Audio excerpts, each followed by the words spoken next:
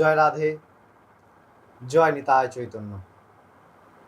আশা করি আপনারা ভগবানের কৃপায় সবাই খুব ভালো আছেন এবং আনন্দিত আছেন।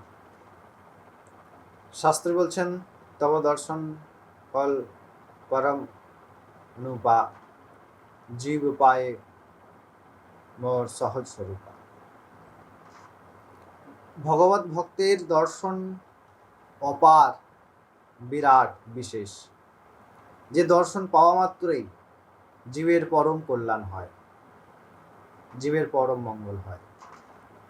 আমরা ভগবানের কথা শ্রীমদ্ ভাগবত মহাপুরাণ আলোচনা করে চলেছি।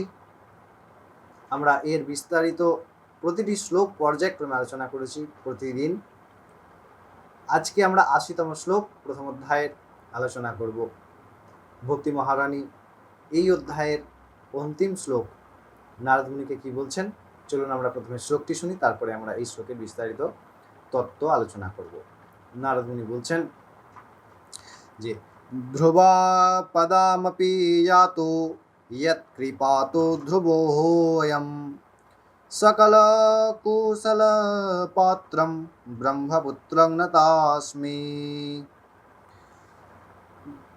ভক্তি মহারানী বলছেন, আপনার উপদেশ পেয়ে আমি ধন্য হলাম। আপনার দর্শন যারা যারা করেছেন তারা পরম পদ লাভ করেছেন। মাতা কয়াদুর গর্ভ থাকা অবস্থায় আপনার দ্বারা ভগবত কথামৃত আলোচনা শ্রবণের ফলে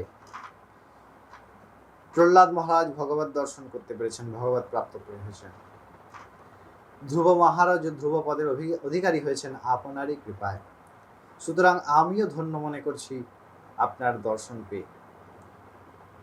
এবং আপনার দর্শন সাধু দর্শন যারাই পাবেন তারাই পরম পদ প্রাপ্তি করতে পারবেন, পরম মঙ্গলময় জীবন অতিবাহিত করতে পারবেন।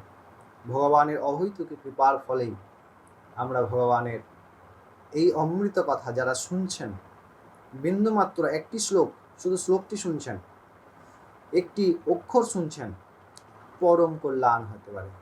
এই জগতে এমন কোনো কর্ম নেই যে কর্মের দ্বারা আমরা ভগবানকে পেতে পারি। একমাত্র উপায় সেই ভগবত পদ, একমাত্র উপায় এই ভগবত কথার আশ্রয়।